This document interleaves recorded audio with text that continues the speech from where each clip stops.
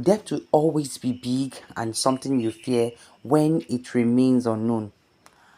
When you do not face the monster, which is debt, you would always think it is bigger than you can conquer. And this is the story of Mrs. Falikon. Mrs. Falikon had so much debt that she was owing virtually almost everybody on left side and the right side. She was owing the cooperative, she was owing the banks, she was owing her meeting people, she was owing virtually almost everybody that could actually lend her money. And this went on for 4 years. The stress of debt started when everybody was calling her almost simultaneously on a daily basis. They will all call her asking for their money. Mrs. Falikon did not know what to do. She was tired. She turns here, there is debt. She turns here, there is debt.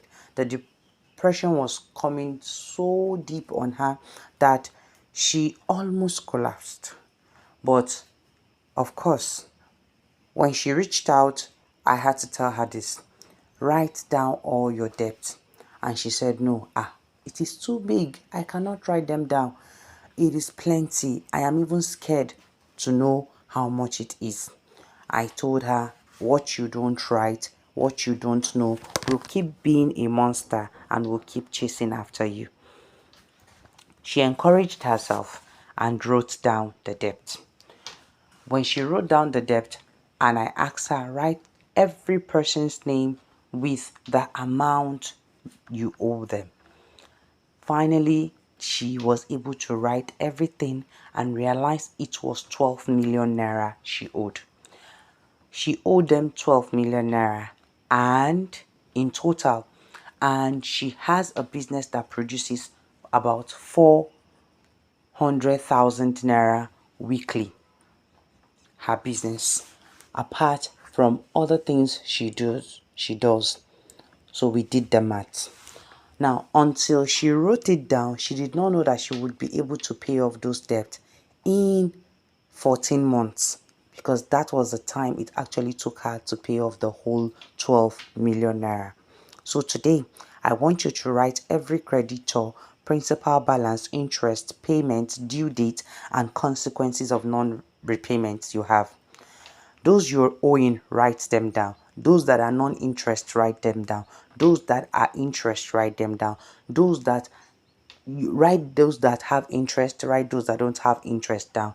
Those that even have interest from other institutions, write down what the interest you have accumulated, and also write down the principal balance. Okay, meaning if you took a loan from a bank or a financial institution, and then you are owing them 3 million naira with the interest presently, write down how much you took and at what interest rate. How do you do that? You would take the money you collected from them. For example, you collected 1.5 million, right?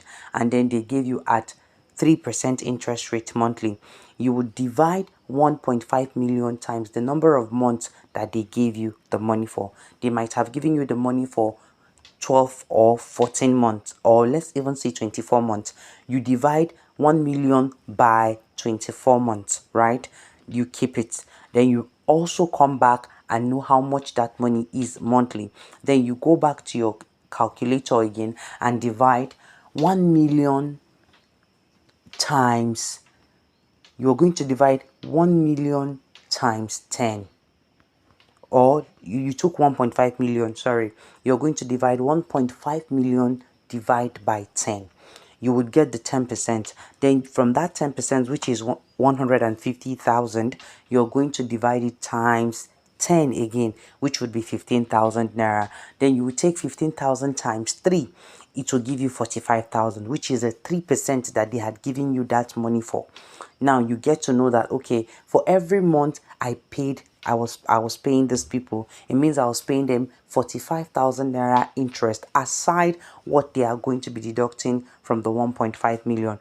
The 45,000 naira alone is the interest of that money. So now you're going to go back to the 1.5 million divided by the months, how many months they gave you. If they give you the money to pay back in 24 months, which is going to mean that they give you the money to pay back in 24 months. That's 1.5 million divide by 24. You now have to do the math. 1.5 million divided by 24, which is 62,400.